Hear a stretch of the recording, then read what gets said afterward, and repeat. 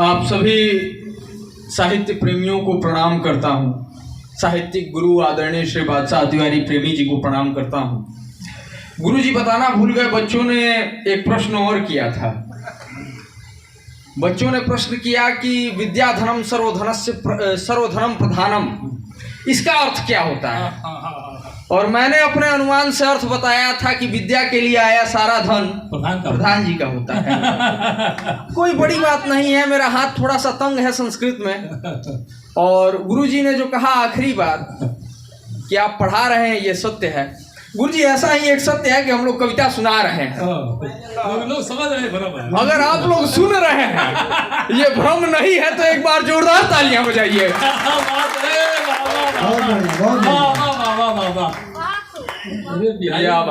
एक बिहारी सबका भारी। चलिए गोपालगंज सबसे पहले मैं आप सभी को बता दूं कि इस मंच पर सबसे कम उम्र का मैं ही व्यक्ति हूं और सबसे कम बाल मेरे ही सिर पर हैं। प्रत्यक्षम किम प्रमाणम, ये सामने प्रत्यक्ष है, सबसे कम बाल मेरे ही सिर पर हैं। मैं अगर भले से इस मंच पर पढ़ रहा हूँ, गुरुजी का आशीर्वाद है, अन्यथा मैं बहुत छोटा हुआ करता था। गुरुजी के साथ मैं जाता था, जब ये पढ़ते थे, कहीं हमारे क्षेत्र में आयोजन होता था, मैं जाता था सुनने के लिए। मैं उस समय छोटा था। एक बार अज्ञानतावश मैंने तालियां नहीं बजाई और एक आहत कवि की आह मुझे लगी है, जिसके परिणाम स्वरूप मेरे बाल झड़ गए। मैं नहीं चाहता हूं कि पिपरा के किसी जवान के बाल जाए तो नौजवानों पर यह विशेष भार रहेगा कि तालियां बजा करके हमारी पंक्तियों को सहारा दें। बाल कम होने का जो कारण रहा है वो आपको समझ में आएगा।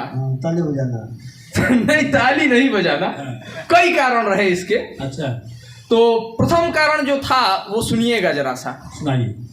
कि जहां चाह है वहीं राह है, जहां चाह है वहीं राह है, इसी में सारा देश तबाह है। और मैं तेरे इश्क में कितना लुटा हूं, ये झड़े बाल ही गवाह है।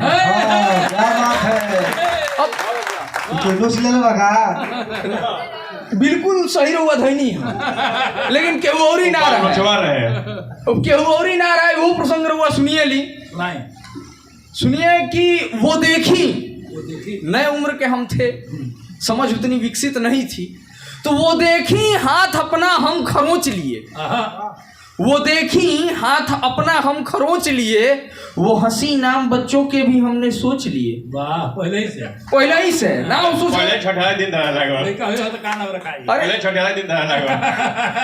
गुरुजी नाव सोचला के बाद तो वो छोड़ दी। हम तो यो सोचला रहनी कि जो लड़का हुई सुंदर सुकांत रही, प्रेमी जी का वो सम्मेलन करे वो मैं जाई कहीं सुध जाई तिरपाले को।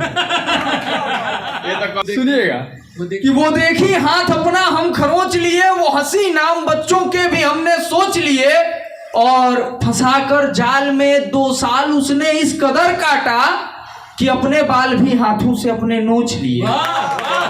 अब नोचने का भी कारण था, वो कारण सुनिएगा। अगर कारण समझ में आ जाए तो मैं नौजवानों से आग्रह करता हूं, पूर्व नौजवानों से भी संभालिएगा। चलिए, बहुत अच्छा। फूल शाखाओं पे मुरझाने लगे, फूल शाखाओं पे मुरझाने लगे, भौरे भी गीत बिरहा का गाने लगे, हम निभाते रहे सारे वादे मगर उसके बच्चे ही मामा बुलाने लगे।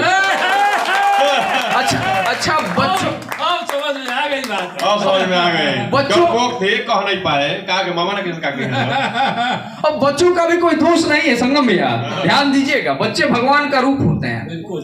और बच्चे मामा क्यों बुला रहे थे ये भी कारण जान लीजिए आप लोग। संगम भैया प्रेम के बहुत अच्छे कवि हैं। इन्होंने एक बार सलाह दी कि आपके बारे में पता चल जाता है कि आपके बाल नहीं हैं, इस वजह से कोई आकर्षित नहीं होता है, तो आप एक बार सच को छुपा करके ढक करके प्रयास कीजिए। मैंने विग लगा करके प्रयास किया था, और तब क्या हुआ वो सुनिएगा कि जिसकी खातिर सच को ढकते ढकते मेरी जान गई, जिसकी खातिर सच को ढकते ढकते मेरी जान गई, वो भी आखिर में आकर मेरे उस सच को जान गई, और जान न जाए मेरी जाकी जान के मेरे इस सच को, बस इतनी सी कोशिश थी वो कहकर भाई जान गई। और रक्षाबंधन का पर्व नहीं था, नहीं तो राखी बंधवा कर घूमना पड़ता।